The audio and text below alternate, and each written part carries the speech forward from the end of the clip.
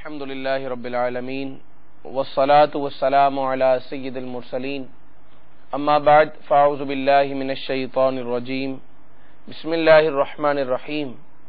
الصلاة والسلام علیک یا رسول اللہ وعلی آلک واصحابک یا حبیب اللہ الصلاة والسلام علیک یا نبی اللہ وعلی آلک واصحابک یا نور اللہ۔ سرکار دو عالم نور مجسم صلی اللہ تعالی علیہ وآلہ وسلم کا فرمان عالی شان ہے کہ جو شخص جمعے کے دن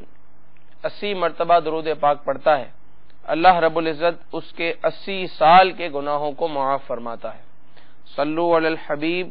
صلی اللہ تعالی علی محمد وعلی آلہ وصحبہ وبارک وسلم۔ محترم اور پیارے اسلامی بھائیوں، الحمدللہ ہم مدنی چینل کے سلسلے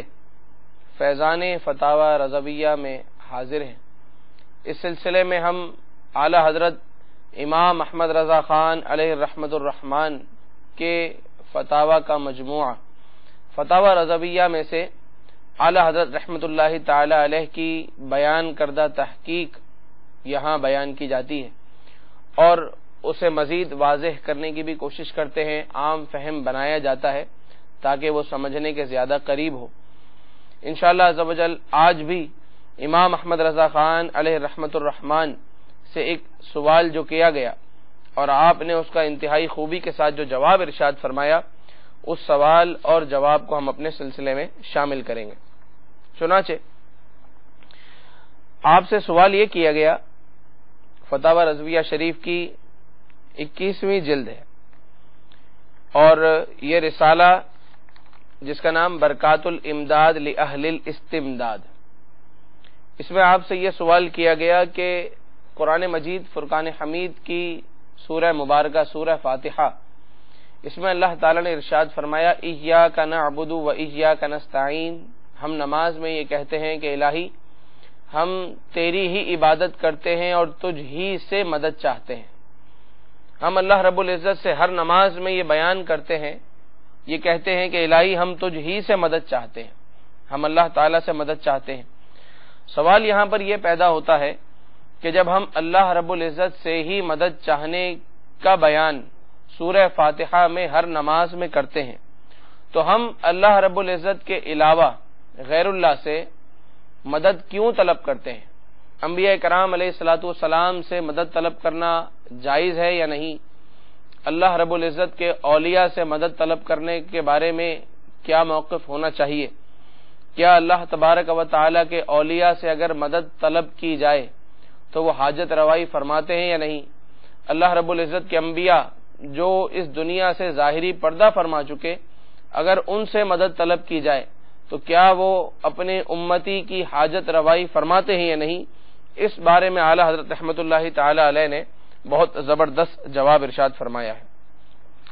سائل نے سوال کے اندر ایک اور بات یہ شامل کی کہ حضرت سفیان ثوری رحمت اللہ تعالی علیہ کا ایک دلچسپ قصہ جو کہ تحفۃ العاشقین میں ہے کہ حضرت سفیان ثوری رحمت اللہ تعالی علیہ ایک دن نماز پڑھ رہے تھے، جب نستعین پر پہنچے، ایاک نعبد و ایاک نستعین پر پہنچے، جس آیت کا ترجمہ یہ کہ مولا ہم تیری ہی عبادت کرتے ہیں، تجھ ہی سے مدد چاہتے ہیں۔ جب حضرت سفیان ثوری رحمت اللہ تعالی علیہ اس آیت کریمہ پر پہنچے تو بے ہوش ہو کر گر پڑے اور جب ہوش آیا تو فرمانے لگے کہ جب رب العالمین ایاک نستعین فرمائے اور میں اللہ کے علاوہ کسی اور سے مدد مانگوں، مجھ سے زیادہ بے ادب اور کون ہو سکتا ہے؟ اس حصے کو، اس واقعے کے اس حصے کو سائل نے اپنے سوال میں بیان کیا۔ سب سے پہلے اعلی حضرت رحمت اللہ تعالی علیہ نے جواب میں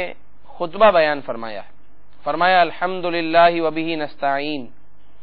تمام تعریف اللہ کے لیے ہیں، ہم اسی سے مدد چاہتے ہیں۔ والصلاۃ والسلام علی اعظم غوث اکرم و معین، اور صلاۃ و سلام ہو سب سے بڑے بزرگی والے غوث اور مددگار محمد صلی اللہ تعالی علیہ وآلہ وسلم پر، محمد و آلہ و اصحابہ اجمعین، صلاۃ و سلام ہو محمد صلی اللہ علیہ وسلم پر اور ان کی آل پر اور ان کے اصحاب پر تمام کے تمام۔ خطبہ بیان کرنے کے بعد اعلی حضرت رحمۃ اللہ تعالی علیہ اب جواب بیان کرنا شروع فرماتے ہیں۔ سوال دوبارہ یہ ذہن میں رکھیں کہ کیا اللہ کے علاوہ کسی اور سے مدد طلب کی جا سکتی ہے یا نہیں؟ انبیاء سے، اولیاء سے مدد مانگنا کیسا؟ آئے دن یہ سوال سامنے آتا ہے اور آپ نے بھی بارہا یہ بات سنی ہوگی کہ اللہ کے علاوہ مدد مانگنے کے بارے میں کیا عقیدہ ہونا چاہیے۔ اعلی حضرت فرماتے ہیں کہ جو حقیقی مدد کرنے والا ہے وہ صرف اور صرف اللہ تعالیٰ کی ذات ہے۔ اللہ رب العزت کے علاوہ کوئی بھی حقیقی طور پر مدد نہیں کر سکتا۔ اللہ رب العزت سے ہی استعانت حقیقیہ کی جاتی ہے، کیونکہ حقیقی طور پر فریاد رسی اور حقیقی یاوری، حقیقی مدد صرف اللہ رب العزت ہی فرما سکتا ہے، اور قرآن مجید فرقان حمید میں اسی بات کی طرف اشارہ ہے۔ ہم جو نماز میں کہتے ہیں ایاک نستعین کہ مولا ہم تجھ ہی سے مدد چاہتے ہیں، اس لیے کہ حقیقی مدد تو ہی کر سکتا ہے، تو قادر بالذات ہے، تو مالک اور مستقل ہے، تو غنی اور بے نیاز ہے، تجھے کسی کی عطا کی ضرورت نہیں، تو بغیر کسی کی عطا کے ہماری مدد فرماتا ہے، اور تو ہی مدد کرنے کے لائق ہے۔ حقیقی مدد تجھ ہی سے مانگی جاتی ہے، مگر قرآن مجید فرقان حمید میں یہ بھی فرمایا گیا کہ وابتغوا الیہ الوسیلہ، اللہ کی طرف وسیلہ ڈھونڈو۔ تو اب استعانت حقیقیہ، حقیقی مدد تو اللہ رب العزت ہی فرما سکتا ہے، مگر اللہ تعالی نے اپنے انبیاء کرام علیہ الصلوۃ والسلام اور اپنے اولیاء کو یہ اختیار دیا ہے کہ وہ اللہ تعالی کی عطا سے مخلوق کی، اپنی امت کے مدد فرمائیں۔ یہ اللہ تعالی نے ہی ان کو یہ بات عطا فرمائی ہے، ان کو یہ اختیار دیا ہے۔ تو اگر ہم جس ولی سے استعانت چاہتے ہیں، ہم جس ولی سے مدد طلب کر رہے ہیں، یا ہم جس سے بھی مدد طلب کر رہے ہیں، تو ہمارا کانسیپٹ یہ ہونا چاہیے کہ یہ ہمیں اللہ کی عطا سے عطا کرتے ہیں، یہ خود اپنی طرف سے کچھ بھی نہیں دے سکتے، اللہ تعالیٰ انہیں عطا فرماتا ہے اور یہ اللہ کی عطا سے عطا کرتے ہیں۔ تو اعلیٰ حضرت رحمۃ اللہ تعالی علیہ نے یہ دو جملوں کے اندر بات بالکل آسان فرما دی، وہ یہ کہ حقیقی مدد صرف اللہ تعالیٰ کر سکتا ہے، اور اللہ تعالیٰ کی عطا سے اللہ کے انبیاء، اللہ کے اولیاء بھی مدد کر سکتے ہیں۔ اللہ رب العزت کے اولیاء کو وسیلہ بنا سکتے ہیں، اللہ تعالیٰ کے انبیاء کو وسیلہ بنا سکتے ہیں۔ وسیلے کا مطلب کیا ہے؟ کسی ایک مقام تک پہنچنے کے لیے وسیلہ یعنی راستہ تلاش کرنا، راستہ اپنانا، یہ وسیلہ کہلاتا ہے۔ اب ہمیں اللہ رب العزت سے مدد طلب کرنی ہے، تو اللہ تبارک و تعالی کی طرف پہنچنے کے لیے ہمیں ایک وسیلے کی ضرورت ہے۔ آسان سی بات ہے وسیلہ، اور قرآن پاک میں بھی ہے کہ وسیلہ ڈھونڈو، اللہ کی طرف پہنچنے کے لیے وسیلہ ڈھونڈو۔ تو ہم انبیاء کرام علیہ الصلوۃ والسلام کو وسیلہ بناتے ہیں، اولیاء کرام رضی اللہ تعالی عنہم کو وسیلہ بناتے ہیں۔ وسیلہ اس لیے بناتے ہیں کہ اس کا بھی ہمیں قرآن مجید فرقان حمید نے ہی حکم ارشاد فرمایا ہے۔ اب یہ بات کہ کیا اولیاء کرام کو وسیلہ بنایا جا سکتا ہے، اور ہم اولیاء کرام سے جو مدد مانگتے ہیں، انبیاء کرام سے جو مدد مانگتے ہیں، ہم اس میں اس بات کا ذکر نہیں کرتے کہ ہم آپ کو وسیلہ بنا رہے ہیں یا بذات آپ سے مانگ رہے ہیں، اس بات کا ذکر تو موجود نہیں ہوتا،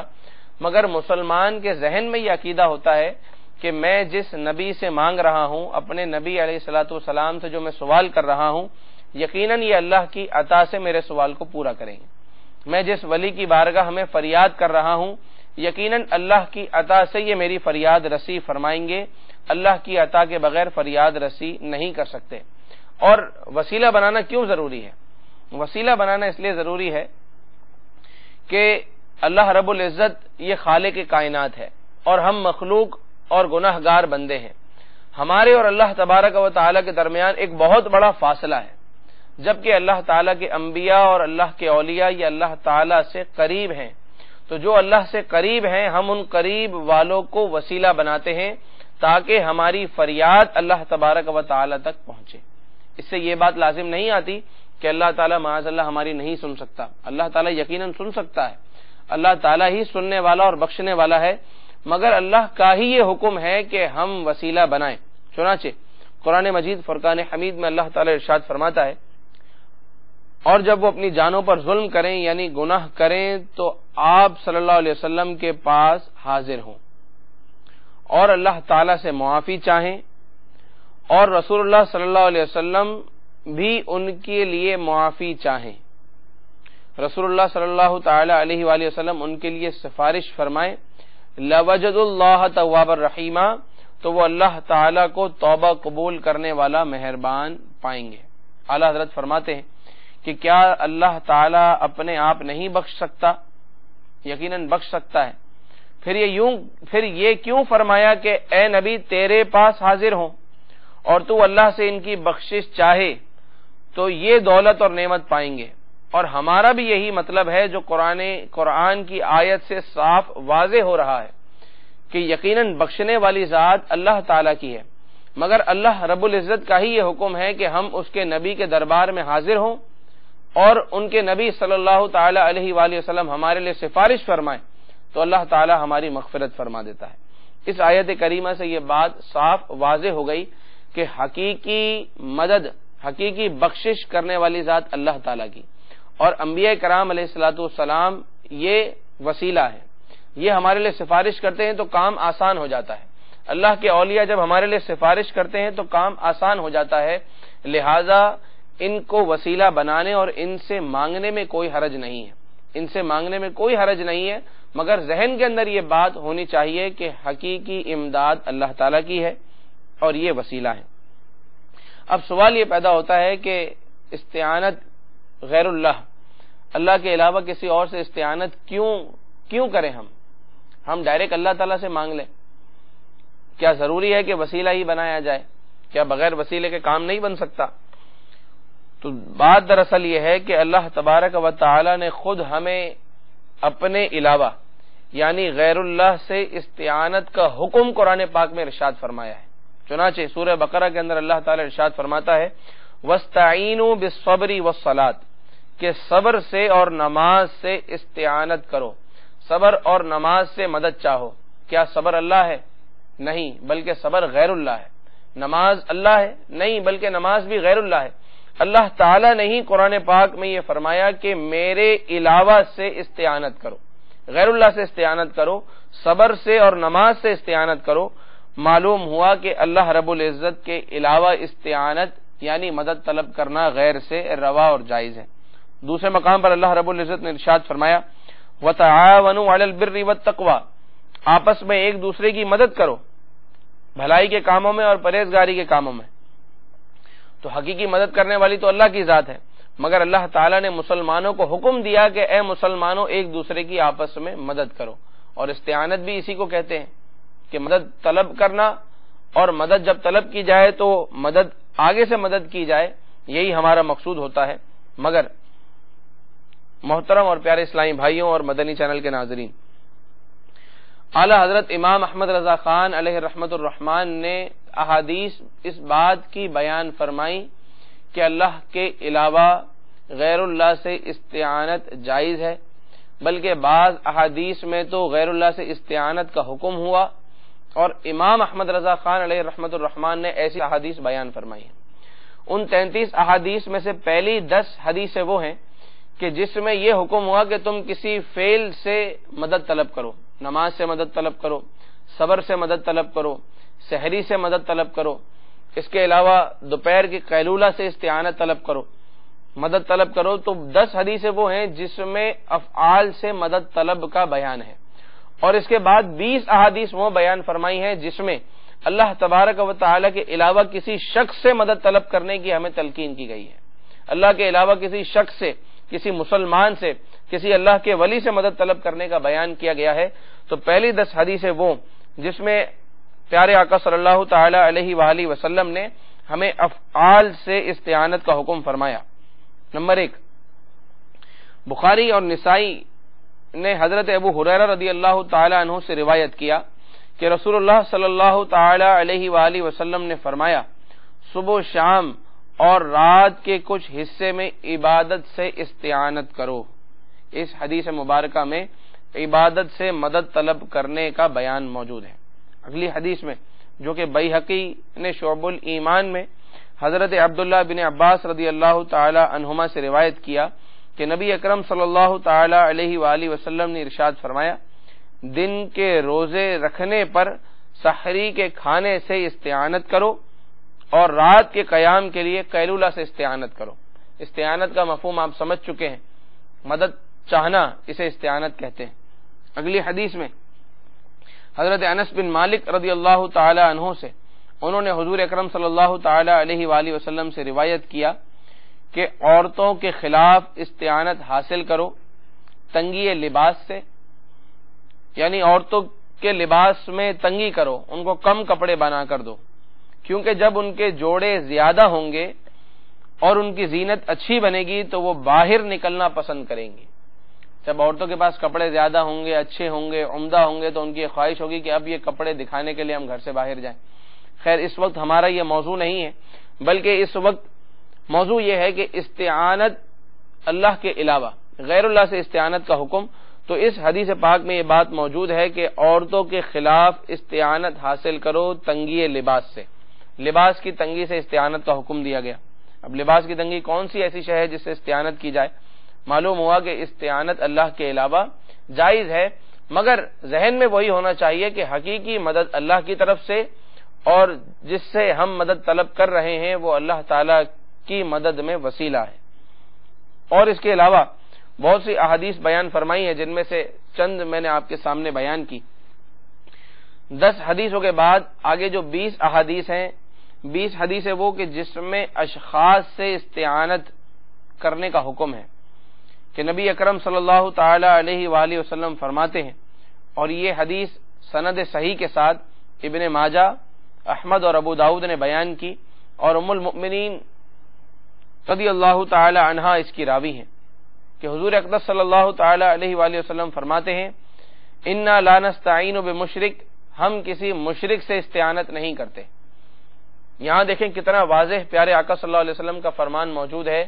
کہ ہم کسی مشرک سے استعانت نہیں کرتے۔ یہاں جو مشرک کا اضافہ ہے وہ کیوں ہے؟ یعنی مشرک کے علاوہ سے استعانت کی جا سکتی ہے،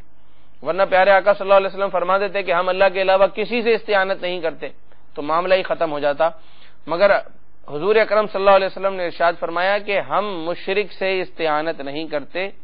اگر مسلمان سے استعانت ناجائز ہوتی تو فرما دیتے پیارے آقا صلی اللہ علیہ وسلم کہ ہم مشرک اور مسلمان سے استعانت نہیں کرتے۔ معلوم ہوا کہ مسلمان سے استعانت کرنا جائز ہے۔ اور بھی اس کے علاوہ بہت ساری احادیث ہیں۔ ایک اور حدیث جو کہ بخاری اور مسلم اور نسائی میں، کہ حضور اکرم صلی اللہ تعالی علیہ وآلہ وسلم نے قبیلوں کی مدد فرمائی، قبیلوں نے آپ سے مدد طلب کی اور آپ نے ان کی مدد فرمائی۔ چنانچہ حضرت انس رضی اللہ تعالی عنہ سے روایت ہے کہ نبی اکرم صلی اللہ تعالی علیہ وآلہ وسلم کے پاس زکوان اور بنو لحیان اور اس کے علاوہ دیگر قبائل کے لوگ آئے،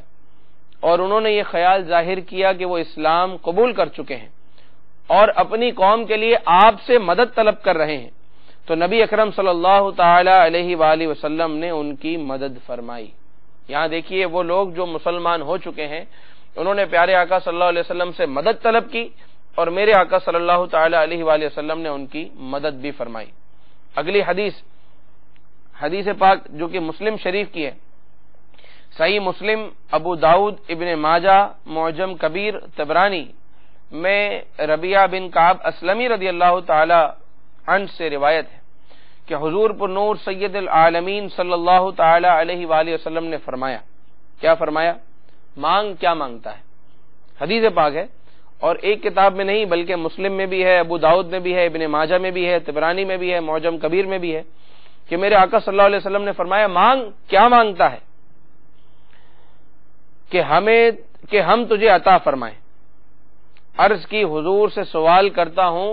یا رسول اللہ صلی اللہ علیہ وسلم آپ سے یہ سوال کرتا ہوں کہ جنت میں اپنا پڑوس عطا فرمائیں، جنت میں آپ کی رفاقت عطا ہو۔ میرے آقا صلی اللہ تعالی علیہ وآلہ وسلم نے ارشاد فرمایا بھلا اور بھی کچھ مانگ۔ حضرت ربیعہ نے عرض کی کہ بس میری تو یہی مراد ہے، میری مراد تو اتنی ہی ہے کہ آپ مجھے اپنا جنت میں پڑوس عطا فرما دیں۔ میرے آقا صلی اللہ تعالی علیہ وآلہ وسلم نے کیا جواب ارشاد فرمایا؟ فرمایا تو میری اعانت کر اپنے نفس پر کثرت سجود سے، یعنی زیادہ سے زیادہ سجدے کر کر میری اس معاملے میں اعانت کر۔ تو میرا پڑوس چاہتا ہے، جنت میں میرا پڑوس چاہتا ہے، میں تجھے ضرور پڑوس دوں گا، مگر تو میری مدد کر۔ کس طرح مدد کر کہ تو اللہ تبارک و تعالی کی بارگاہ میں سجدے کر کر میری مدد کر۔ اعلیٰ حضرت فرماتے ہیں کہ یہ حدیث کیسی زبردست، کیسی جلیل اور نفیس اور صحیح حدیث ہے کہ حضور اقدس صلی اللہ تعالی علیہ وآلہ وسلم نے مدد طلب کی، اعنی فرمایا کہ میری اعانت کر، میری اعانت کر، اور اسی کو تو استعانت کہتے ہیں، مدد طلب کرنے کو ہی استعانت کہتے ہیں۔ تو حضور اکرم صلی اللہ تعالی علیہ وآلہ وسلم نے بھی غیر اللہ سے استعانت کی ہے، صحابی سے فرمایا ہے کہ میری اعانت کیجیے، میری مدد کیجیے۔ پھر اس حدیث پاک کے اندر حضور اکرم صلی اللہ تعالی علیہ وآلہ وسلم نے یہ فرمایا کہ سل، مانگیے، مجھ سے جو چاہے مانگیے۔ یہ نہیں فرمایا کہ میں مخصوص چیز دنیا میں سے عطا کروں گا، مجھ سے آخرت کی کوئی چیز نہیں مانگنا، جنت کی کوئی چیز نہیں مانگنا، آئندہ آنے والے زمانے کی کوئی چیز نہیں مانگنا، فلاں وقت کی کوئی چیز نہیں مانگنا، بلکہ مطلقاً فرمایا کہ جو چاہو مانگو۔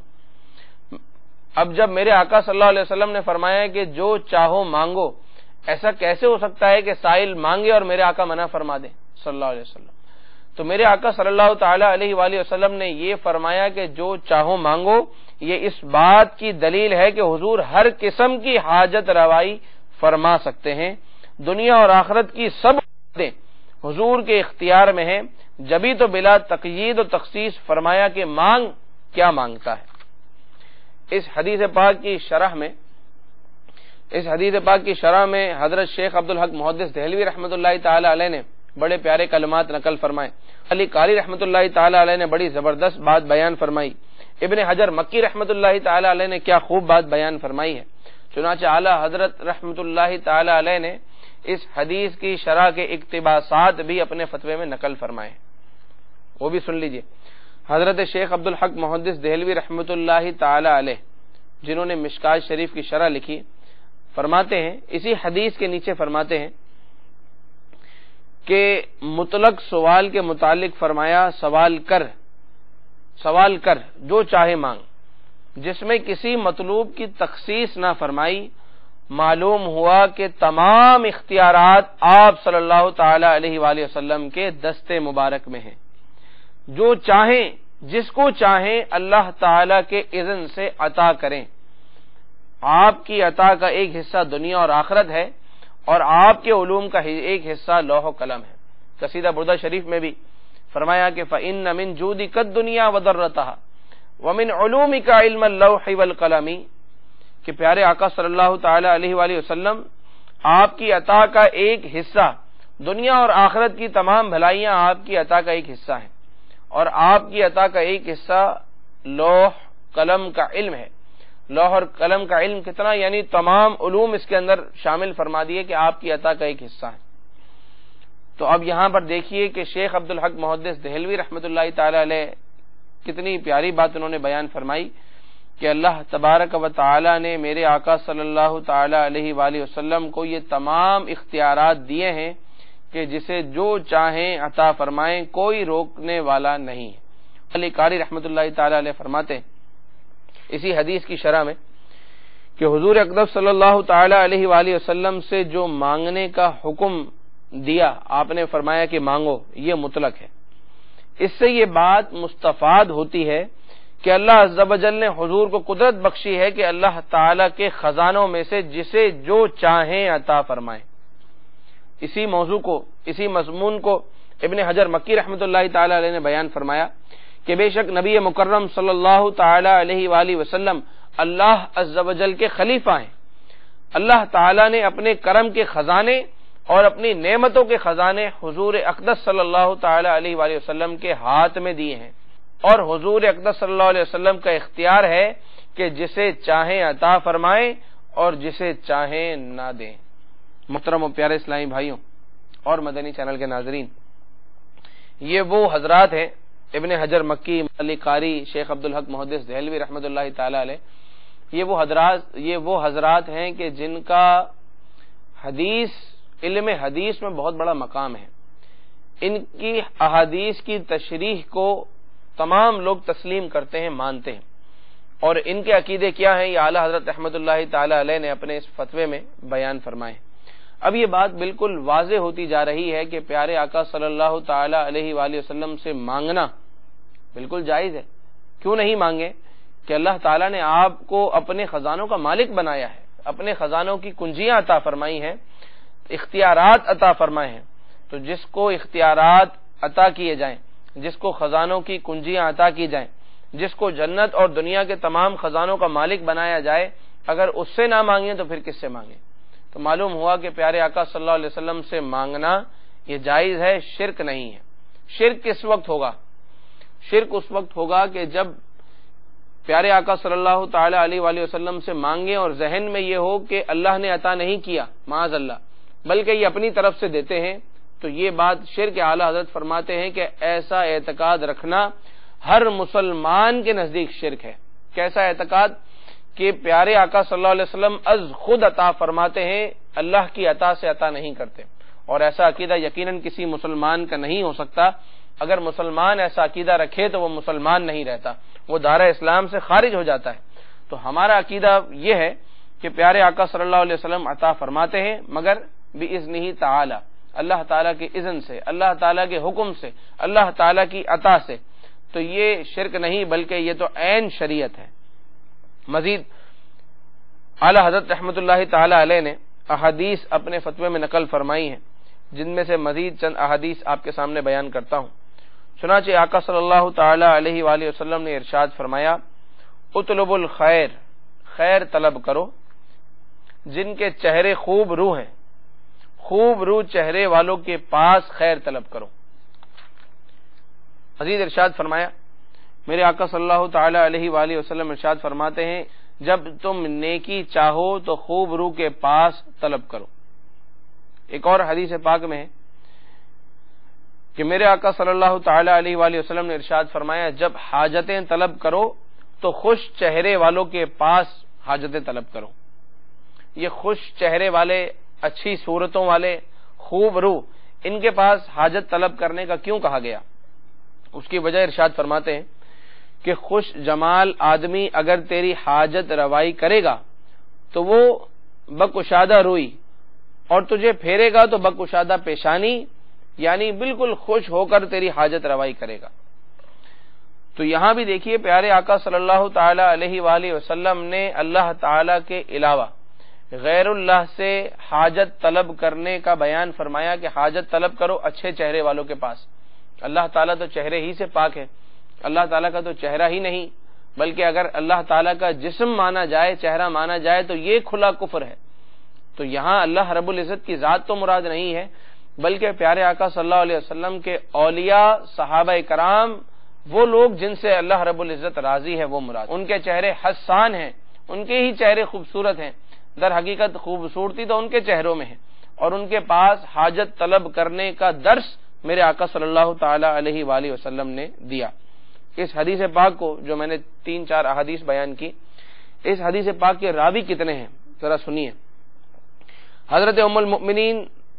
صدیقہ رضی اللہ تعالی عنہا، یہ اس حدیث کی راوی ہیں. حضرت عبداللہ بن عمر رضی اللہ تعالی عنہما، حضرت انس بن مالک رضی اللہ تعالی عنہ، حضرت جابر بن عبداللہ رضی اللہ تعالی عنہ، حضرت ابو ہریرہ رضی اللہ تعالی عنہ، حضرت امیر المؤمنین علی المرتضی کرم اللہ تعالی وجہہ الکریم، حضرت یزید بن حصیفہ رضی اللہ تعالی عنہ، حضرت ابو بکر رضی اللہ تعالی عنہ، حضرت ابن عباس رضی اللہ تعالی عنہما اور ابن عدی اور امیر المؤمنین نے اس احادیث کو بیان فرمایا ہے. اس کے علاوہ حضرت عبداللہ بن جراد رضی اللہ تعالی عنہ سے بھی حدیث پاک بیان کی گئی ہے. ابن مصعب انصاری نے بھی اس حدیث کو بیان کیا، عطا سے بھی یہ حدیث مروی ہے، زہری نے بھی اس حدیث کو بیان کیا، ابو بکر ابن ابی شیبہ نے اپنی مصنف میں اس حدیث کو ذکر کیا. تو یہ تمام راوی اس بات کو بیان کر رہے ہیں کہ میرے آقا صلی اللہ علیہ وسلم فرماتے ہیں کہ اچھے چہرے والوں کے پاس جا کر اپنی حاجتیں طلب کرو. اب ہم مزارات اولیاء پر جاتے ہیں، اولیاء کی بارگاہ میں جاتے ہیں، ان سے اپنی حاجت طلب کرتے ہیں، تو کیا برا کرتے ہیں؟ حدیث پر عمل کرتے ہیں اس حدیث پر عمل کرتے ہیں جس کو بیسیوں راویوں نے بیان کیا، اس حدیث پر عمل کرتے ہیں جو حدیث صحیح ہے، اس حدیث پر عمل کرتے ہیں جو حدیث مشہور کے درجے کو پہنچی ہوئی ہے، تو ہم کیا برا کرتے ہیں؟ کیا حدیث کے اندر آپ نے یہ نہیں سنا کہ پیارے آقا صلی اللہ علیہ وسلم نے فرمایا کہ اچھے چہرے والوں کے پاس جا کر اپنی حاجت طلب کرو؟ تو اگر ہم داتا صاحب کی بارگاہ میں جا کر حاجت طلب کریں، ہم عبداللہ شاہ غازی رحمۃ اللہ تعالی علیہ کی بارگاہ میں جا کر حاجت طلب کریں، ہم غوث پاک رضی اللہ تعالیٰ عنہ کی بارگاہ میں جا کر حاجت طلب کریں، تو کیا ہم حدیث پر عمل نہیں کر رہے؟ کیا ہم پیارے آقا صلی اللہ علیہ وسلم کے فرمان کو نہیں مان رہے؟ یقیناً ہم پیارے حبیب صلی اللہ تعالی علیہ وآلہ وسلم کے فرمان پر عمل کر رہے ہیں۔ محترم پیارے اسلامی بھائیوں، ان 28 احادیث سے اعلی حضرت رحمۃ اللہ تعالی علیہ 28 احادیث بیان فرما چکے، میں نے جن میں سے چند آپ کے سامنے بیان کی۔ فرماتے ان 28 احادیث سے یہ بات واضح ہوتی ہے کہ اللہ تبارک و تعالی کے علاوہ دیگر اولیاء انبیاء سے بھی مدد طلب کی جا سکتی ہے، مگر وہ بات جو میں نے ابتدا میں عرض کی وہ یاد رکھیں کہ حقیقی امداد اللہ تعالیٰ کی، اور اولیاء اور انبیاء جو مدد کرتے ہیں وہ اللہ تعالیٰ کی عطا سے مدد کرتے ہیں، اللہ تعالیٰ کے دیے سے مدد کرتے ہیں۔ اگر یہ جملہ آپ نے یاد رکھ لیا اور اس کو اپنی گرہ سے باندھ لیا تو سمجھیے کہ یہ مسئلہ آپ کا حل ہو گیا۔ اعلیٰ حضرت رحمۃ اللہ تعالی علیہ فرماتے ہیں والحمد للہ رب العالمین، 30 احادیث کا وعدہ پورا ہوا۔ میں نے شروع میں کہا تھا، اعلیٰ حضرت فرماتے ہیں میں نے شروع میں کہا تھا 30 حدیثیں بیان کروں گا، تو 30 حدیث کا وعدہ پورا ہوا۔ میں نے آپ کو پوری 30 حدیثیں بیان نہیں کی وقت کے اختصار کی وجہ سے، مگر آپ ان 30 احادیث کا ملاحظہ فرمانا چاہیں، ان کو دیکھنا چاہیں، تو امام احمد رضا خان علیہ رحمت الرحمان کا فتاوی رضویہ جلد نمبر 21 صفحہ نمبر 300 سے یہ رسالہ شروع ہوتا ہے اور 340 تک یہی رسالہ جاری ہے۔ آپ اس میں اعلی حضرت رحمت اللہ تعالی علیہ کا یہ احادیث جو انہوں نے لکھی ہیں بیان کی ہیں، آپ ان کو دیکھ سکتے ہیں۔ فرماتے ہیں کہ 30 حدیث کا وعدہ پورا ہوا، آخر میں 3 حدیثیں اور بیان کروں گا تاکہ 33 سے عدد وطر حاصل ہو جائے۔ عدد وطر یعنی طاق عدد حاصل ہو جائے کہ طاق عدد اللہ عز و جل کو بہت محبوب ہے۔ سبحان اللہ، احادیث بیان کر رہے ہیں تو اس میں بھی گنتی کا یہ خیال رکھ رہے ہیں کہ تعداد وہ آئے، فیگر وہ آئے کہ جو اللہ تعالیٰ کو محبوب ہے۔ مزید احادیث بیان فرما رہے ہیں، فرماتے ہیں کہ میرے آقا صلی اللہ تعالی علیہ وآلہ وسلم نے ارشاد فرمایا، جب تم میں سے کسی کی کوئی چیز گم ہو جائے، جب آپ میں سے کسی کی کوئی چیز گم ہو جائے یا وہ راستہ بھول جائے اور مدد چاہے اور ایسی جگہ ہو جہاں کوئی ہمدم نہیں، تو اسے چاہیے کہ وہ یوں پکارے، اے اللہ کے بندو میری مدد کرو، اے اللہ کے بندو میری مدد کرو، اے اللہ کے بندو میری مدد کرو۔ کہ اللہ کے کچھ بندے ایسے ہیں جنہیں یہ نہیں دیکھتا مگر وہ بندے اس کی مدد کرتے ہیں، اور اس حدیث پاک کو طبرانی نے بیان کیا۔ اب یہ حدیث پاک دیکھیں کتنی واضح ہے کہ میرے آقا صلی اللہ علیہ وسلم فرما رہے ہیں کہ جب آپ کسی ایسے راستے میں ہو، راستہ بھول جائیں، کوئی راستہ بتانے والا نہیں، آپ پریشان ہو رہے ہیں، وہاں آپ کیا کریں؟ یوں بھی کہا جا سکتا تھا کہ اللہ سے مدد طلب کرو، مگر پیارے آقا صلی اللہ علیہ وسلم نے ارشاد فرمایا کہ یوں کہے اے اللہ کے بندوں میری مدد کرو۔ اللہ تعالیٰ کے بندوں سے مدد طلب کرنے کا درس میرے آقا صلی اللہ علیہ وسلم نے اس حدیث پاک میں بیان فرمایا، اور ایک مرتبہ نہیں بلکہ یہ جملہ 3 مرتبہ ارشاد فرمایا کہ اے اللہ کے بندوں میری مدد کرو، اللہ کے بندوں میری مدد کرو۔ 3 مرتبہ یہ جملہ کہے گا، انشاءاللہ عز و جل اس کو وہ بھولا ہوا راستہ مل جائے گا اور وہ منزل مقصود تک پہنچ جائے گا۔ اس لیے کہ اللہ تعالیٰ کے کچھ بندے ایسے ہوتے ہیں جو ہمیں نظر نہیں آتے مگر وہ ہماری مدد کرنے کے لیے اللہ تبارک و تعالیٰ کے حکم پر ہماری مدد فرماتے ہیں۔ اگلی حدیث پاک میں پیارے آقا صلی اللہ علیہ وسلم فرماتے ہیں کہ جب جنگل میں کسی کا جانور چھوٹ جائے، اس دور میں ہوتا تھا کہ لوگ اپنے جانور لے کر جنگل میں جاتے تھے، اب جانور ہے، جانور جب جنگل میں چھوٹ جائے اور اس کے ہاتھ سے نکل جائے اور بھاگ جائے تو اسے چاہیے کہ یوں ندا کرے، اے اللہ کے بندو، یا عباد اللہ، اے اللہ کے بندو اسے روکو، تو اللہ تبارک و تعالی اسے روک دے گا۔ اب جانور کو روکنے کے لیے بھی یا عباد اللہ، اللہ کے بندے، اللہ کے بندو میرے جانور کو روکو، تو اللہ رب العزت آپ کے جانور کو روک دے گا۔ حدیث پاک سے معلوم ہوا کہ اللہ کے بندوں کو پکارنا جائز ہے۔ ایک تو اللہ کے بندوں سے آپ مدد طلب کر رہے ہیں کہ اس کو روکو، دوسرا یہ کہ یا کہہ کر پکار رہے ہیں، یا عباد اللہ، اے اللہ کے بندو، وہ اللہ کے بندے جو ہمیں نظر بھی نہیں آ رہے ان سے ہم مدد طلب کر رہے ہیں، اور اس کا درس ہمیں پیارے آقا صلی اللہ علیہ وسلم نے دیا۔ اس حدیث پاک کو عبداللہ بن مسعود رضی اللہ تعالی عنہ نے روایت کیا۔ 33ویں حدیث میں اعلی حضرت فرماتے ہیں کہ میرے آقا صلی اللہ علیہ وسلم نے فرمایا کہ جب آدمی راستہ بھول جائے تو یوں ندا کرے، اعینونی یا عباد اللہ، اللہ کے بندوں میری مدد کرو۔ اس حدیث پاک کو ابن شیبہ نے بیان کیا، حضرت ابن عباس رضی اللہ تعالی عنہما سے بھی یہ مروی ہے۔ اب یہ احادیث مبارکہ سے بات کتنی واضح اور ظاہر ہو گئی کہ اللہ تعالی کے بندوں سے مدد طلب کرنا یہ جائز ہے، مگر قرآن پاک میں تو ہم پڑھتے ہیں ایاک نستعین، کہ ہم تجھ ہی سے مدد چاہتے ہیں۔ ہم قرآن پاک میں کہیں کہ مولا ہم تجھ ہی سے مدد چاہتے ہیں، اور احادیث پر غور کرتے ہیں، احادیث میں یہ بات ہے کہ اللہ کے بندوں سے مدد طلب کرو، اچھے چہرے والوں سے مدد طلب کرو، رحم دل لوگوں سے مدد طلب کرو، رحم دل لوگوں سے حاجت بیان کرو، تمہاری حاجتیں پوری ہوں گی۔ قرآن کہتا ہے اللہ سے مدد طلب کرو، تجھ ہی سے ہم مدد چاہتے ہیں، ایاک نستعین، ہم تجھ ہی سے مدد چاہتے ہیں۔ تو ان دونوں میں آپس میں کیسے تطبیق ہو؟ یہ تطبیق بالکل آسان ہے، بہت واضح بات ہے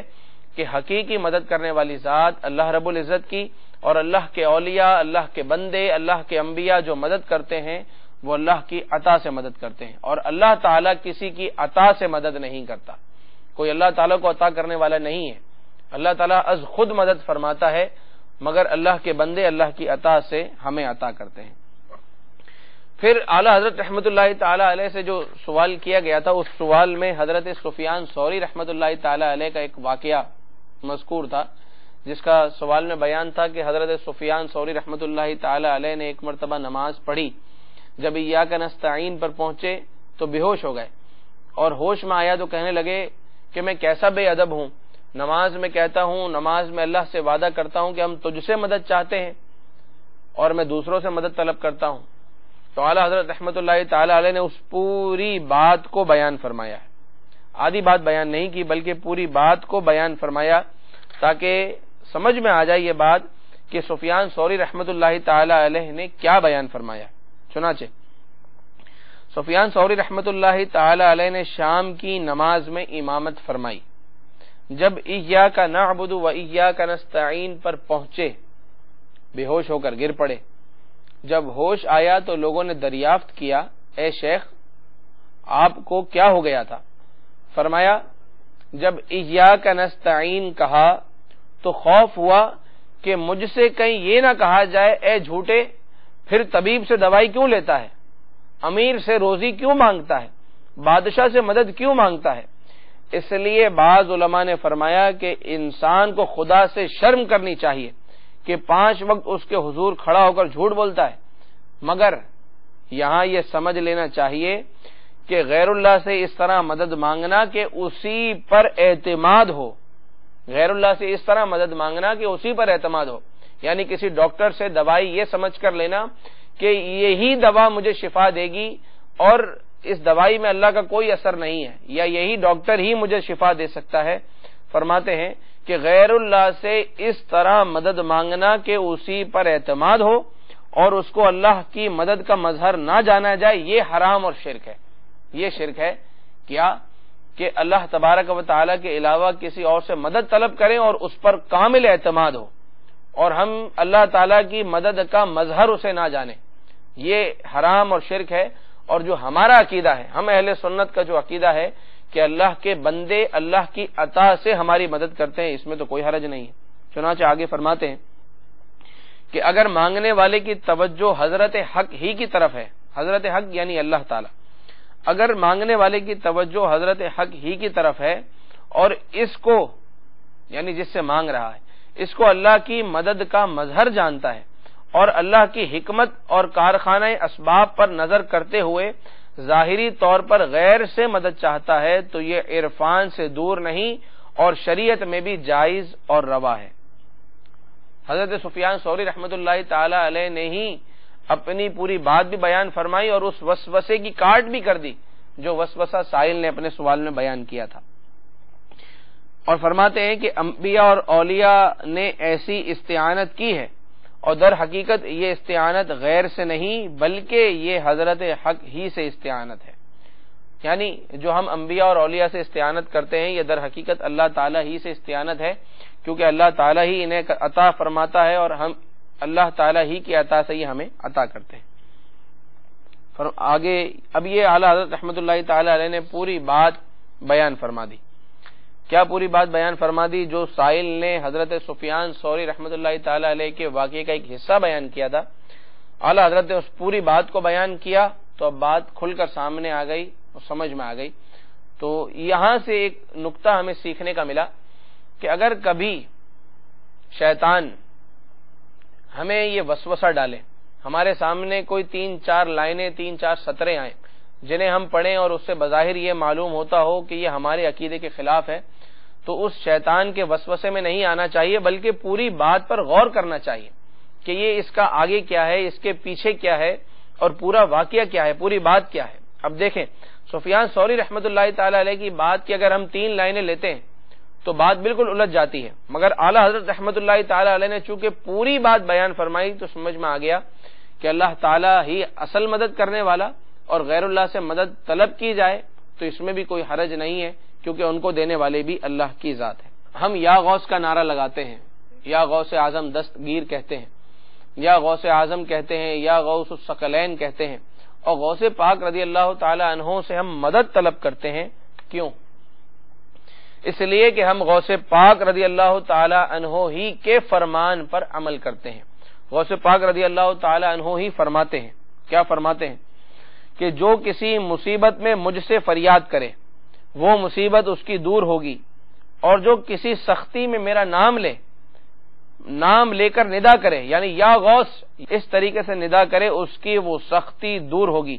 اور جو اللہ عز و جل کی طرف کسی حاجت میں مجھے وسیلہ کرے اس کی وہ حاجت پوری ہوگی، اور جو شخص 2 رکعت نماز پڑھے،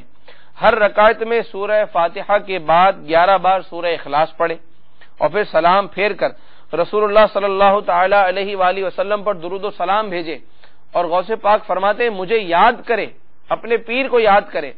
پھر بغداد شریف کی طرف 11 قدم چلے اور میرا نام لے اور اپنی حاجت کا ذکر کرے تو بے شک اللہ کے حکم سے وہ حاجت اس کی پوری ہوگی۔ سبحان اللہ۔ ہم جو کرتے ہیں ہمیں ہمارے پیر نے ہی اس کا حکم ارشاد فرمایا ہے، پیران پیر نے ہی ہمیں اس کا طریقہ سکھایا ہے کہ ہم اپنی حاجت تو اللہ تعالیٰ سے مانگتے ہیں مگر غوث پاک کو وسیلہ بناتے ہیں، غوث پاک سے حاجت طلب کرتے ہیں اور وہ حاجت ہماری پوری ہوتی ہے۔ آگے مزید یہ کہلاتی ہے نماز غوثیہ، صلاۃ الغوثیہ، کہ 2 رکعت نماز ادا کرنا، سورہ فاتحہ کے بعد 11 بار سورہ اخلاص پڑھنا، سلام پھیر کر درود و سلام پڑھنا، اور پھر 11 قدم بغداد کی طرف چل کر اپنی حاجت بیان کرنا، یہ صلاۃ الغوثیہ ہے۔ یہ کرنے سے اس بندے کی وہ حاجت پوری ہوگی۔ اگر یقین نہیں آتا تو کر دیکھ لے، کیونکہ علی قاری رحمۃ اللہ تعالی علیہ فرماتے ہیں قد جرب ذالک مرارا، بے شک میں نے یہ بارہا تجربہ کیا، فصحا تو میں نے اسے ٹھیک پایا، رضی اللہ تعالی عنہ، اللہ تعالی شیخ سے راضی ہو۔ کون فرما رہے ہیں؟ ملا علی قاری رحمۃ اللہ تعالی علیہ فرما رہے ہیں کہ میں اس چیز کا تجربہ بار بار کر چکا ہوں۔ عمر بزاز فرماتے ہیں کہ حضرت شیخ رضی اللہ تعالی عنہ سے سنا کہ جو شخص مصیبت میں مجھ سے استغاثہ کرے گا میں مدد کروں گا اور اس سے اس کی تکلیف دور کروں گا، اور جو سختی میں مجھے ندا کرے گا میں اس کی سختی کو دور کروں گا، اور جو اپنی حاجت میں مجھ سے توسل کرے گا اللہ کے دربار میں میں اس کی حاجت پوری کروں گا۔ محترم و پیارے اسلامی بھائیوں اور مدنی چینل کے ناظرین، یہ میں نے اعلیٰ حضرت رحمۃ اللہ تعالی علیہ کے رسالے میں سے بہت تھوڑی سی باتیں آپ کے سامنے بیان فرمائی ہیں۔ اعلیٰ حضرت رحمۃ اللہ تعالی علیہ کو اللہ رب العزت نے وہ ذہانت، وہ فطانت، وہ علم عطا فرمایا کہ ہم واقعی اس منزل تک نہیں پہنچ سکتے۔ ابھی چند باتیں میں نے آپ کے سامنے عرض کی ہیں، مگر جنہوں نے یہ سلسلہ غور سے سنا، جنہوں نے ابتدا سے انتہا تک غور سے سنا، ان کے ذہن میں یہ بات بالکل واضح اور کلیئر ہو چکی ہوگی کہ غیر اللہ سے مدد مانگنے کا مسئلہ کیا ہے اور اس کے بارے میں اہل سنت والجماعت کا کیا عقیدہ ہونا چاہیے، اور کیا یہ عقیدہ قرآن و حدیث سنت کے خلاف ہے؟ ایسا ہرگز نہیں ہے۔ خلاصہ آخر میں عرض کر دیتا ہوں کہ مدد، حقیقی مدد کرنے والی اللہ کی ذات، اللہ کی عطا سے اس کے انبیاء، اس کے اولیاء مدد فرما سکتے ہیں، اور اس کا ذکر قرآن میں بھی موجود، احادیث میں بھی موجود، اور کثیر احادیث میں موجود۔ اس کے علاوہ علماء، ائمہ دین اور فقہا کے اقوال بھی موجود ہیں۔ اللہ تبارک و تعالی سے دعا ہے اللہ رب العزت ہمیں اولیاء کرام کا فیضان نصیب فرمائے، خصوصاً اعلی حضرت رحمت اللہ تعالی علیہ کے فیضان سے ہم سب کو مشرف فرمائے، آمین بجاہ النبی الامین صلی اللہ تعالی علیہ وسلم۔